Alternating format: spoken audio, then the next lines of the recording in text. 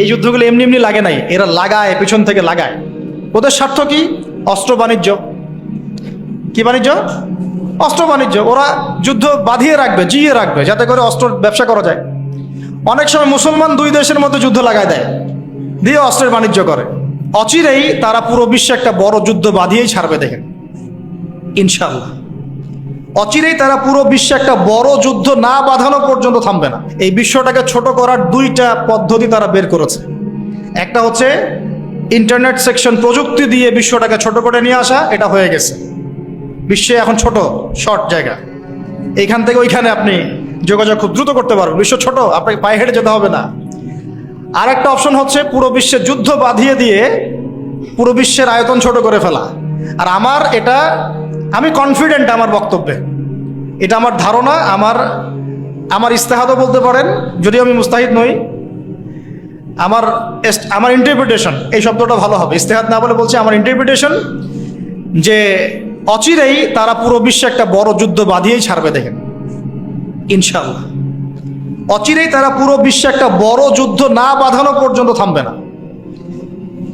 প্রথম বিশ্বযুদ্ধের পরে আপনারা ব্রিটেনকে দেখেছেন, সেকেন্ডটার পরে আপনার আমেরিকার রাজত্ব দেখেছেন, দেখবেন যদি আরেকটা লাগে এরপরে আপনার রাজত্ব দেখবেন। ওর ধ্বংস এত তাড়াতাড়ি হবে না, ওর ধ্বংস হবে, এটা সত্য, এটা নিশ্চিত, কিন্তু এত তাড়াতাড়ি না। সে রুলিং স্টেট হবে এবং দাজ্জালকে নিয়ে সে পুরো বিশ্বটা শাসনও করবে। কতদিন? নবীজি বলেছেন 40 দিন। কতদিন?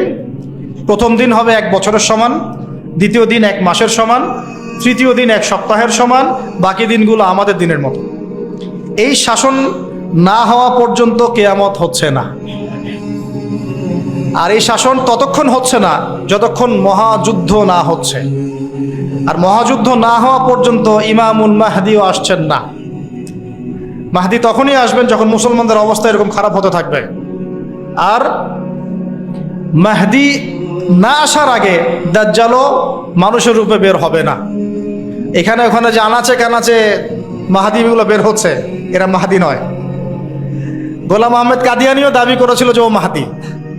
ও প্রথমে বলেছিল যে আমি মাহদি, তারপর বলেছে আমি হচ্ছি ঈসা, তারপরে বলেছে মাহদি ঈসা একই, আমি দুইটাই। তারপরে বলেছে আল্লাহর নবী, তিনিও নবী সাল্লাল্লাহু আলাইহি ওয়াসাল্লাম, আমিও নবী, নাউজুবিল্লাহ। তো ও দাবি করেছিল। আর আমরা জানি মাহদি কথা বলবে আরবি ভাষায়, তিনি ফাতিমা রাদিয়াল্লাহু আনহার বংশধর থেকে হবেন।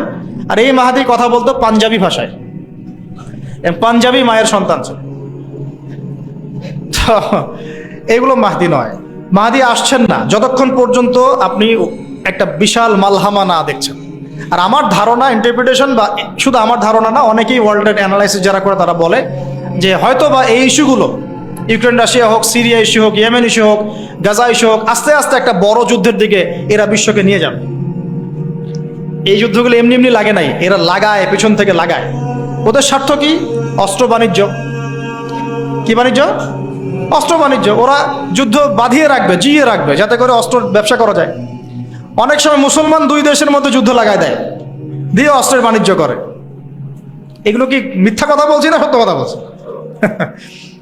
সরাসরি বলছি ভাই, কিছু করার নাই। এখন সরাসরি না বললে তো দেরি হয়ে যাবে, এখন জানা উচিত আপনাদের বিষয়গুলো। তো আমাদের ইন্টারপ্রিটেশন যে এটা হয়তোবা চলে আসতে পারে, চলে আসলে পরে বিশ্বের অবস্থা কি হবে সেটা ভাবতে হবে আমাদের।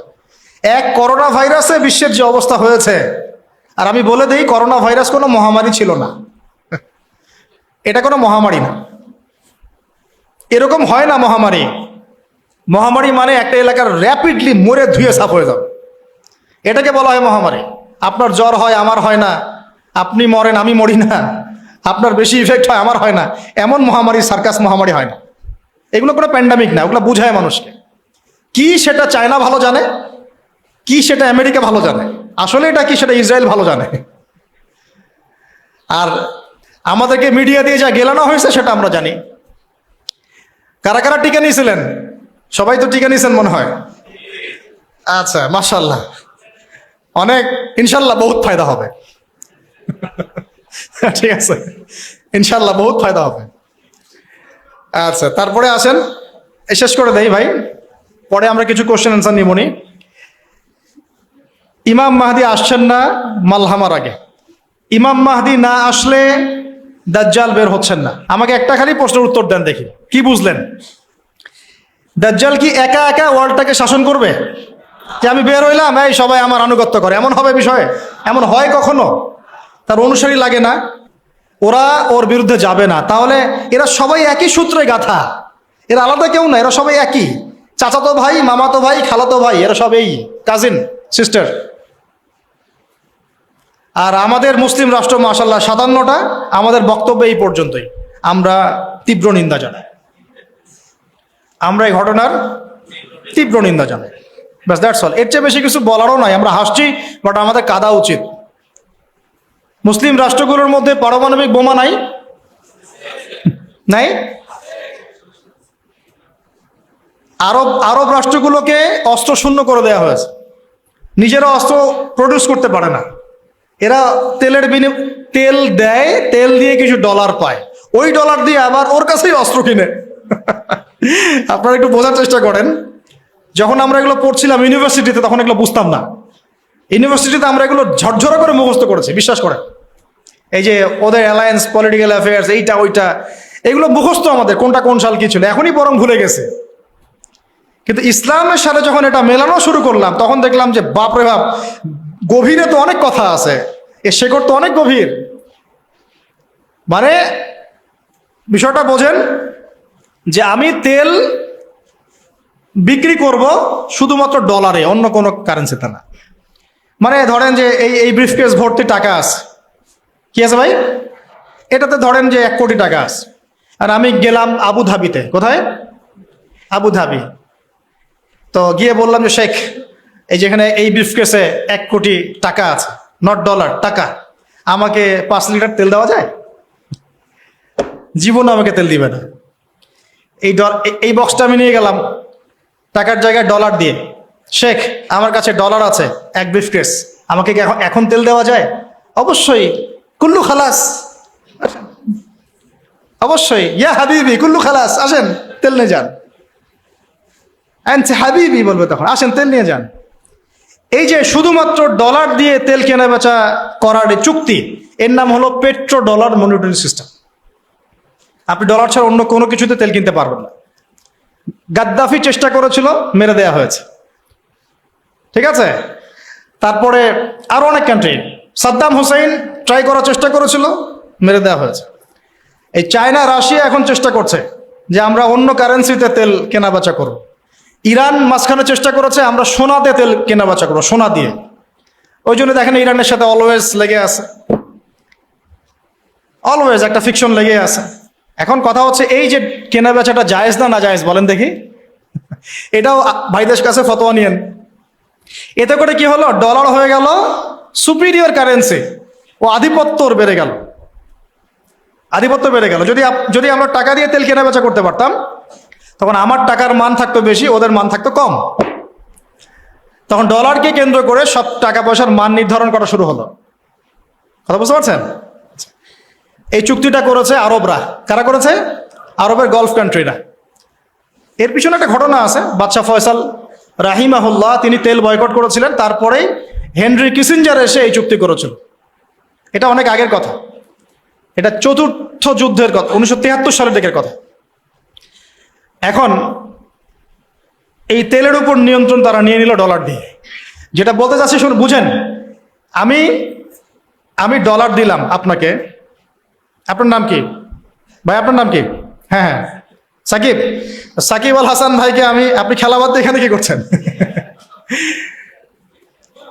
আচ্ছা, সাকিব ভাইকে আমি ডলার দিলাম এক ব্রিফকেস, এবং তিনি তেলের মালিক মনে করেন।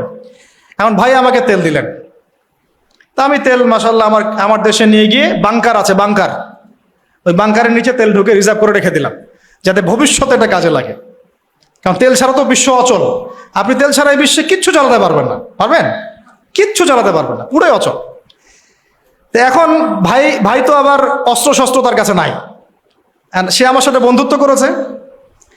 এখন আমি তাকে বোঝাচ্ছি যে আপনার তো নিরাপত্তার জন্য অস্ত্র দরকার, আপনার আশপাশে অনেক শত্রু আছে, শত্রুরা তো অভাব নাই, তাহলে অস্ত্র কিনতে হবে না আপনার? ও বলছে হ্যাঁ কিনতে হবে। তো তাহলে অস্ত্র তো আপনি বানাতে পারেন না, সেই প্রযুক্তি আপনার নাই। আমার দেশে অনেক অস্ত্র আছে, এগুলো আপনাকে দেই, আপনি ডলার দিয়ে এগুলো কিনে নেন। প্রথমে যে ডলারটা আমি ওকে দিয়ে তেল নিয়েছি, ওই ডলারটা আমি আবার ওর কাছ থেকে নিয়ে আমার অস্ত্র দিলাম ওকে। লাভ কার? বুঝেন নাই মনে হয়। প্রথমে আমি দিয়েছি ওকে ডলার, সাকিবকে, সাকিব দিয়েছে আমাকে তেল, সেই তেল নিয়ে আমি আমার দেশে রিজার্ভ করেছি, তেল তো আমার থাকলোই। আর আমার ডলার হলো কারেন্সি, সুপিরিয়র কারেন্সি, যা দিয়ে অন্য কারেন্সির মান নির্ধারণ করা হয়। এবার ওকে বুঝালাম তোমার অস্ত্র নাই, তো ও বলছে তো আমার তো প্রযুক্তি নাই, তাহলে আমাকে আপনি কিছু অস্ত্র বিক্রি করেন আমার কাছে। তা আমি কিছু অস্ত্র, আমার তো অস্ত্রের অভাব নাই, আমি যত ইচ্ছা এগুলো বানাতে পারি, যেটা বানাচ্ছি ওর চেয়ে অত্যাধুনিকটা আমার কাছে আছে। ওকে এমন কিছু দিব না যেটা দিলে ও আবার আমাকে আক্রমণ করতে পারে। ওকে এমন অস্ত্রই দিব যেটা আমার প্রতিহত করার ক্ষমতা আছে, অথবা ব্যালিস্টিক মিসাইল ওকে দিব না, ওকে অন্য কিছু দিব। তা আমি এখন ওকে অস্ত্র কিছু দিলাম, ওই যে ডলারটা প্রথমে দিয়েছি ওইটা আবার সে আমাকে দিয়ে দিল। কিছু কি বুঝলেন? এটাই চলতেছে আরবের মধ্যে। অথচ এই সার্কাসটা কিম জং উন অনেক বেশি বুঝেছে আগে। ও বলছে তোদের সাথে চলি না, আমি চায়নার সাথে চলবো, রাশিয়ার সাথে চলবো, এই যে অস্ত্র বানাবো। দেখেন নাই কয়দিন আগে গোলগাপ্পু একটা মানুষ আসে আর বলে যে এই যে মিসাইল চালাচ্ছে, দেখেন নাই? ও ভালো কাজ করছে তাও, মাশাআল্লাহ। হ্যাঁ, আমি সে মুসলিম না, কিন্তু বলছি যে ওই সেন্সে সে ভালো কাজ করছে। এই নিয়ন্ত্রণটা ওরা জায়নিস্টরা নিয়ে নিয়েছে, জায়গার, ভৌগোলিকত্বের, মিডিয়ার, প্রযুক্তির, অস্ত্রশস্ত্র, তেলের, সবকিছুর। এখন আমাকে বলেন, তাহলে দাজ্জাল এখনো বের হয় নাই কিন্তু তার অনুসারীদের আজকে এই অবস্থা, তাহলে আসলে কি সময় খুব বেশি বাকি আছে না কম আছে? আস্তে আস্তে বিশ্ব এদিকে যাচ্ছে। তবে সুসংবাদ, আমাদের জন্য সুসংবাদ হচ্ছে এই সময়টা আস্তে আস্তে আস্তে অনেক মুসলমান শাহাদাত বরণ করবে ইনশাআল্লাহ, এবং তারা জান্নাতে শহীদ হয়ে পাখি হয়ে যাবে ইনশাআল্লাহ। ওটাই তো চূড়ান্ত সাফল্য, তাই না? আমাদের মায়েরা বোনেরা মরেন নাই, তারা এখনো জীবিত জান্নাতে আছে, এবং তারা এই দুনিয়াতে আরো বারবার ফিরে আসতে চাচ্ছেন এখন, যে আল্লাহ আমাদেরকে আরো একবার ফিরিয়ে দিন, আবার শহীদ হয়ে আপনার কাছে আসবে। ওরা এই দাবি করছে আল্লাহর কাছে। আমাদের বোনরা মরে নাই, আমাদের ভাইরাও মরে নাই, আমাদের বাচ্চারাও মরে নাই, কারণ এই জীবনটাই চূড়ান্ত জীবন না। তার মানে এই না যে আমরা ওদের এগুলো মেনে নিব। আর আমরা এই হাদিস খুব ভালো করেই জানি যে খোরাসান থেকে ব্ল্যাক ফ্ল্যাগস যাবে, এমন একটা জৈশ যাবে, ফালা নি'মাল জৈশু জৈশুহা, না ফালা নি'মাল আমিরু আমিরুহা ওয়ালা নি'মাল জৈশু যালিকাল জৈশ। কতই না উত্তম সেই বাহিনীর আমির, আর কতই না উত্তম ওই সেনাবাহিনী। আল্লাহ নবীজি বলছেন তারা যুদ্ধ করতে করতে করতে করতে বাইতুল মুকাদ্দাস পর্যন্ত জয় করবে, পৃথিবীর কোনো পরাশক্তি ওকে ঠেকাতে পারবে না। আর যদি সেটা এই বিশ্বে হয় তাহলে আমরা বুঝতে পারছি এরা কারা হবে। যদি সেটা এখন হয়ে যায় আগামী 10-20 বছরের মধ্যে, আল্লাহ ভালো জানেন, আমরা জানি না, 100 বছর পরেও হতে পারে, তাহলে আমরা বুঝতে পারছি তারা কারা হতে পারে। আমরা তো বুঝতে পারছি ওয়ার্ল্ডের মধ্যে কারা কি করছে। হ্যাঁ, যাদের প্রতি মহব্বত রাখলে আপনাকে আবার বলছে আপনি মুনাফেক, টাটকা মুনাফেক, তাজা মুনাফেক, অমুক মুনাফেক, তমুক মুনাফেক। আল্লাহ সুবহানাহু ওয়া তাআলা এদের ভাগ্যে হেদায়েত থাকলে হেদায়েত দান করুন, না থাকলে আল্লাহ পাক এই কলঙ্ক, এই উম্মাহকে এগুলো থেকে কলঙ্ক মুক্ত করুন। আমিন। শেষ করি। এখন সুসংবাদ কি? সুসংবাদ হচ্ছে, এটা তো সুসংবাদ গেলই, আর আল্লাহ রাব্বুল আলামিন এই মিথ্যা মাসিহকে মেরে ফেলার জন্য আসমান থেকে সত্য মাসিহকে আবার পাঠাচ্ছেন ইনশাআল্লাহ। এবং তিনি ইমামুল মাহদী আসার আগে আসছেন না, আসার পরে আসবেন। আসার আগে না পরে? আসার পরে। তিনি নবী হিসেবে নন, শাসক হিসেবে, একজন ন্যায়পরায়ণ শাসক হিসেবে।